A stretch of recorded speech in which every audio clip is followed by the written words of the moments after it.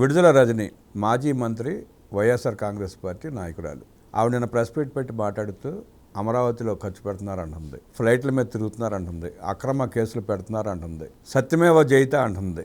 సత్యమేవ జయిత అనడానికి కూడా అర్హత లేని ఆమె చిలకలూరుపేటలో ప్రజలు తరిమి కొడితే గుంటూరు వచ్చి పోటీ చేసి ఓడిపోయి మళ్ళీ పేటకు వెళ్ళి అవాకులు చవాకులు పేలుతా ఉంది. నిన్న ఆవిడ ప్రెస్ మీట్ మీద విశ్లేషించడానికి మనతో పాటు ఉన్నారు టీడీపీ మహిళా నేత సూర్యదేవరలత గారు. వారిని అడిగి మరిన్ని విశేషాలు వేసుకుందాం.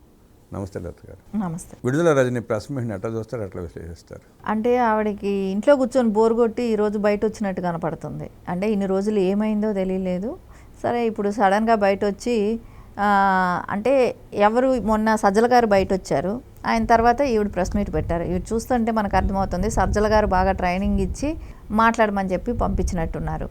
ఎందుకంటే ఇక్కడ ఏమి శ్యామల రోజా ఏమైనా పని చేయలేదేమో అనిపిస్తుంది. అంటే రోజా గారేమో చెన్నై ఎలక్షన్లో బిజీగా ఉంది, ఐరన్ లెగ్ అక్కడ పెట్టింది, పాపం డిఎంకే నాశనం చేసి ఇప్పుడు వస్తాయి రేపేళ్ళుండో వస్తుంది.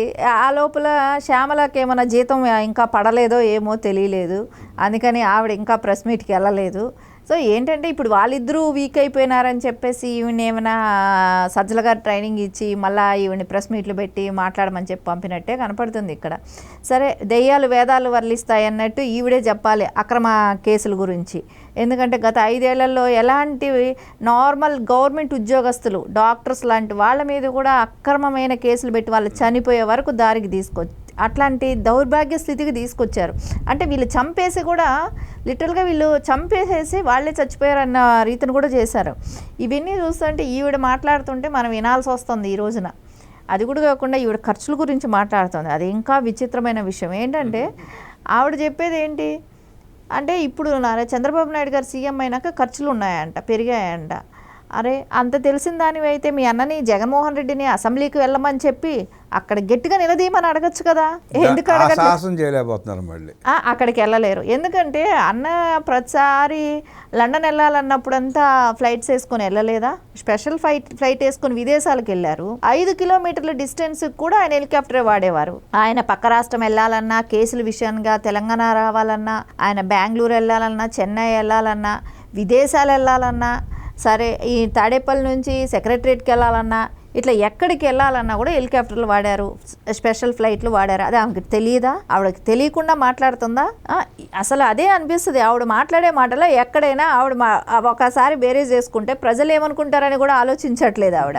ఇంకోటి మాట్లాడుతుంది ఈ ఖర్చులు పెరిగే దాని గురించి చెప్పినప్పుడు ఎగ్ పఫ్లకి ఎంత అయిందమ్మా ఆ రోజున? ఫెన్సింగ్, ఇంటికి చుట్టూ ఫెన్సింగ్ ప్రభుత్వ సొమ్ము ఎలా వాడతారు? ఆ ఫర్నిచర్ ఎలా వాడుకుంటారు? రిటర్న్ పంపించాలి కదా. 10 కోట్ల పైన ఖర్చు పెట్టుంటారు ఫెన్సింగ్ కి, ఫర్నిచర్ కి అంతా కూడా. అసలు అయినా వాళ్ళ ఇంటి ఫెన్సింగ్ వేసుకోవటానికి ప్రభుత్వ సొమ్ము ఎవరు వాడతారు? వాళ్ళ ఇంట్లో ఎలుకలు పట్టుకోవటానికి కోట్ల రూపాయల ఖర్చులు ప్రజాధనం ఎట్లా వాడతారు? ఎవరు ఇవన్నీ మాట్లాడుతున్నారు? ప్రజా దర్బార్ ఎవడైనా కూల్చేస్తాడా? బుద్ధున్నవాడు ఎవడైనా కూడా అది దాన్ని ఆ కన్స్ట్రక్షన్ ని వేరే దానికైనా వాడుకుందామని ఆ రోజున ఎందుకు చెప్పలేకపోయింది ఈవిడ? ఆ రోజున అట్లాంటివి కూలగొట్టద్దండి అన్న, అలాంటివి అది ప్రజల సొమ్ము, మనం కూలగొడితే మనకి వ్యతిరేకత అనేది ఉంటుంది అనేది చెప్పలేకపోయిందా? ఆ రోజు మాట్లాడాలి. ఇప్పుడు వైజాగ్లో అంత పెద్ద ప్యాలెస్ కట్టుకున్నారు కదా, రిషికొండ ప్యాలెస్ కట్టారు కదా, ప్రజాధనంతో ఎందుకన్నా అంత పెద్ద బిల్డింగ్ అక్కడ అని చెప్పి అనలేకపోయిందా? అంటే ఇక్కడ ఏంటంటే ఈవిడ మాట్లాడే మాటలన్నీ చాలా నీతివంతులు అయిపోయారా? అపోజిషన్లోకి వచ్చేటప్పటికి నీతివంతుల్లాగా తయారయ్యారా వీళ్ళు? అంటే ఆవిడ చేసిన పాపాలు, దోచుకున్న తీరు మీద కేసులు పెడతా ఉంటే, ఆ ఎస్సీ ఎస్టీ బీసీ ప్రజలు కేసులు పెడతా ఉంటే ఉక్రోషం ఆపుకోలేక మాట్లాడుతుంది. ఆవిడ చేసిన స్కాములు కూడా అలాగే ఉన్నాయి. క్రషర్లు వాళ్ళ దగ్గర డబ్బులు గుంజటమే కానివ్వండి, 2.5 కోటి అలా తీసుకోవటమే కానివ్వండి. చిలకలూరుపేట వాళ్ళ ప్రజల గురించి అడిగితే నా గురించి తెలుస్తుంది అని అన్నారు. వాళ్ళకి తెలిసే కదా పక్క దీనికి పంపించారు, గుంటూరుకి వేసినట్టున్నారు. గుంటూరుకి ఎందుకు పంపిస్తారు? నీకు అంత గెలిచే హోప్స్ ఉన్నప్పుడు నిన్ను అక్కడే ఉంచేవాళ్ళు కదా. సో నువ్వు చేసిన దుర్మార్గాలు, నువ్వు వసూలు చేసిందే కానీ ఇవన్నీ తెలిసే కదా పక్క నియోజకవర్గానికి పంపటం జరిగింది. అంటే ఈవిడ ఏంటంటే అక్కడ ప్రజలకు తెలుసా నేను ఎంత నీతిమంతురాలుగా బతికాననేది అన్నట్టు ఏదో ప్రూవ్ చేసుకోవాలని తాపత్రయపడుతుంది. ఈవిడ చేసిన స్కామ్లు, ఈవిడ చేసిన దందాలు, హాస్పిటల్స్ దగ్గర వసూళ్లు చేసినవి, కొత్త హాస్పిటల్స్ ఓపెన్ చేయాలంటే ఈవిడికి కట్టాల్సిన ట్యాక్స్, ఎవ్రీ మంత్ హాస్పిటల్స్ నుంచి ఈవిడికి వెళ్లాల్సిన డబ్బులు, ఇవన్నీ ఏమయ్యాయి? ఈవిడ ఆరోగ్య శాఖ మంత్రిగా ఉండి ఎంత దోచు తిన్నదనేది అందరికీ తెలుసు, ఆంధ్రప్రదేశ్ ప్రజలకు అందరికీ కూడా. సరే ఈ రోజున వచ్చి నువ్వు బయట వచ్చి నీతులు చెప్తే నువ్వు అసలు యాక్చువల్లీ నీకు రాజకీయ భిక్ష పెట్టిందే టీడీపీ. అలాంటి దానివి వెన్నుపోటు ఏంటనేది నీకు తెలిసిన వ్యక్తివి. నువ్వు ఎట్లా అంటే మాట్లాడే మాటకి ఆ టీడీపీలో ఉన్నప్పుడు మాట్లాడిన మాటలకి, వైసీపీకి వెళ్ళిన మాట్లాడిన మాటలకి, ఇప్పుడు మాట్లాడుతున్న మాటలకి చాలా వేరియేషన్ ఉంది. రేపొద్దున అదే మాట మాట్లాడుతుందా కూడా నమ్మకం లేదులేండి. ఇంకా వేరే చోట కూడా జంప్ అయ్యే రకాలే వీళ్ళంతా కూడా. ఎందుకంటే స్థిరంగా ఒక పార్టీని నమ్ముకొని ఆ సిద్ధాంతాల మీద పనిచేసే వాళ్ళు కాదు. ఎక్కడ దోచుకోవడానికి అవకాశం ఉంటుందా అని చెప్పి ఎత్తుక్కుంటూ తిరిగేవాళ్ళు, అవకాశాల కోసం రాజకీయాలు చేసేవాళ్ళు. కాబట్టి ఖచ్చితంగా ఈ మాటలు ఈ రోజు జగనన్నని వెనకేసుకొని వస్తుందా, లేకుంటే ఆవిడ మీద కేసులు పడ్డాయని ఒక అక్కస్తో బయట వచ్చిందా కూడా అర్థం కావట్లేదు ఆవిడకి. అంటే ఆవిడ మీద కేసులు ఉన్నాయి, జగన్ మీద కేసులు ఉన్నాయి, తన చుట్టూ తనకు తెలిసిన వాళ్ళందరి మీద కేసులు బుక్ అవుతూ ఉన్నాయి. అంటే వాళ్ళు చేసిన అరాచకాలు అట్టు ఉన్నాయి, దాన్ని కూడా జీర్ణించుకోలేకపోతున్నారు. అంటే ఆవిడ చేసిన తప్పుల్ని ఆవిడ కప్పిపుచ్చుకోవటానికి ఈ రోజున గవర్నమెంట్ గురించి, అంటే కూటమి ప్రభుత్వం గురించి మాట్లాడటం కానీ ఇవన్నీ మనకు క్లియర్గానే అర్థమవుతున్నాయి. కానీ ఈవిడ చేసినవి ఈ అన్నీ కూడా కోర్టుకి వెళ్ళాలండి. ఈవిడ అలా వదిలేసేస్తారేమో, మనల్ని మాట్లాడితే రేపు పొద్దున జగన్ అన్న గవర్నమెంట్ వస్తుంది, ఆయన చెప్తున్నాడు కదా 2.0 వస్తుందని. ఆ 2.0 వచ్చినప్పుడు నన్ను ఏదో సేవ్ చేసేస్తారు, వచ్చేస్తుంది అని అనుకుంటుంది. అదంతా కళ్ళబొల్లి. ఇప్పుడు ఏవైతే ఈవిడ క్రషర్ దగ్గర ఇరుక్కోవటమే కానివ్వండి, వాళ్ళ దగ్గర తీసుకున్నట్టు పక్క ప్రూఫ్లు ఆధారాలతో సహా ఉన్నాయి. ఇలాంటి చాలా కేసులు ఉన్నాయి. నా మీద SC ST పెడుతున్నారంటే నువ్వు వాళ్ళతో చేసావు కాబట్టి, బిజినెస్ చేసావు, వాళ్ళతో లావాదేవీలు ఉన్నాయి కాబట్టి అవన్నీ బయట వస్తున్నాయి. సో నువ్వు అవన్నీ చేయకుండా ఉంటే వచ్చేవి కాదు కదా. వాళ్ళ భూములను బలవంతంగా లాక్కుని వాళ్ళు 10 లక్షలు చేసే ఎకరాకి 1,00,000 2 లక్షలు ఇచ్చి వాళ్ళని మోసం చేస్తే వాళ్ళు కేసులు పెట్టారు. ఖచ్చితంగా అవే జరిగినాయి. ఆవిడ ఏంటంటే భూదందా కూడా బాగా చేసింది. సో భూములు లాక్కోవటమే కానివ్వండి, ఆవిడ ఇంకోటి ఏంటంటే ఆవిడ సోషల్ మీడియా పిచ్చి బాగా ఉంది కాబట్టి కుర్రాళ్ళని పెట్టుకొని వాళ్ళకి బైక్స్ ఆశ చూపెట్టి వాళ్ళు ఈవిడ వెనకాల మొత్తానికి కవర్ చేస్తా తిరగటం, పాటలు యాడ్ చేయటం, ఈవిడేమిటో రాములమ్మ లెవెల్లో ఈవిడ ఇది తెచ్చుకోవటం. అంటే ఇప్పుడు రోజా గారికి కాంపిటీషన్గా అంటే ఆవిడకి సినిమా గ్లామర్ ఉంది. సో నేను ఆ స్థాయిలో నేను ఫస్ట్ ప్లేస్లో ఉండాలి, వైసీపీలో మహిళా నాయకురాలుగా ఫస్ట్ ప్లేస్లో ఉండాలి అనే దాంతో ఈవిడ సోషల్ మీడియాని ఈవిడ పని చేయించుకోవటం కానివ్వండి, ఆ రకంగా అంటే అంత ఖర్చు పెట్టడం. సోషల్ మీడియా ఒక్కొక్క కుర్రాడికి ఒక్కొక్క బైక్ అంట ఈవిడ కొనివ్వటం, మళ్ళీ జీతాలంట. అంటే ఇవన్నీ ఎవరు సొమ్ము? ఆవిడ ఏమైనా సంపాదించుకొచ్చి పెడుతుందా? ప్రజల సొమ్మే కదా ఇవన్నీ. 100 మంది అంటే ఈవిడ సోషల్ మీడియా నడిపించడానికి ఇవన్నీ ఎక్కడి నుంచి వచ్చాయి? ఇప్పుడు మొత్తం రోజాతో పోటీ పడుతుంది అంటారు. పోటీ పడింది కూడా, పడింది అయిపోయింది. ఇప్పుడు మళ్ళా రోజాను శ్యామల కొంచెం వెనకడికి వేస్తున్నారేమో. సో నేను ముందు లైవ్లే ఉండాలి అనుకుంటుంది. సరే అందుకు ముందు వచ్చింది. మొన్ననే మనం చూసాం 4 రోజుల క్రితం సజ్జల గారు మీటింగ్ పెట్టి ప్రెస్ మీట్ పెట్టి ఆయన చెప్పింది కూడా అదే కదా. సేమ్ ఇప్పుడు ఆయన ఇచ్చిన స్క్రిప్ట్ ఇప్పుడు ఈవిడ చదువుతున్నారు.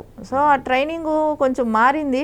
ఆ ట్రైనింగ్లోనే ఆవిడ అంటే వాళ్ళిద్దరూ వెనకబడ్డారని అనిపించడం కోసం ఈవిడ ముందుకు వచ్చారు. అదే ఇప్పుడు రోజా అధికార ప్రతినిధి అనుకుంటా ఆ పార్టీకి, ఆవిడ తీసి ఈవిడ పెట్టాలని ఈవిడ ఉద్దేశం అనుకుంటా. ఇప్పుడు వాళ్ళిద్దరిని డామినేట్ చేయాలనే ఉద్దేశంతో ఉంది. సో వాళ్ళిద్దరికీ సినిమా గ్లామర్ ఉంది కాబట్టి సో దాన్ని కాకుండా నేను కనపడాలి అనే ఆలోచనలో ఉంది.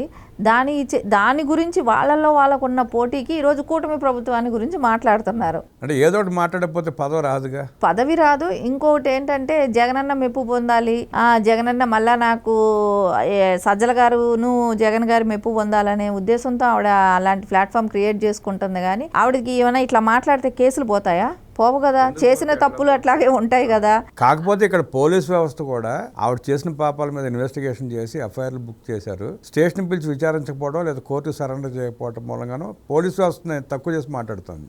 యాక్చువల్లీ ఈ యాక్షన్ తీసుకోవటం ఎప్పుడూ చేసి ఉండాలి, కానీ లేట్ అయిందని మనం పోలీసులను మనం అనాలి. ఎందుకంటే కామన్ పబ్లిక్ అయితే ఇంత వెసులుబాటు ఉంటుందా?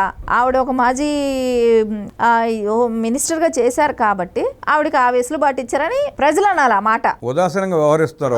ఒక రకంగా ఆవిడకి ఇన్ని రోజులు పడుతుందా? ఎప్పుడో వచ్చిన కేసు ఇది, బయట ఇన్ని రోజులు ఎందుకు టైం తీసుకున్నారని ఇంకా పోలీసుల్ని ప్రజలైతే అడుగుతారు. ఎందుకంటే కామన్ పబ్లిక్ అయితే ఒక రూలా, ఒక రాజకీయ నాయకులకైతే ఒక రూలా అని ప్రజల దృష్టిలో అయితే ఉంటుంది కదా.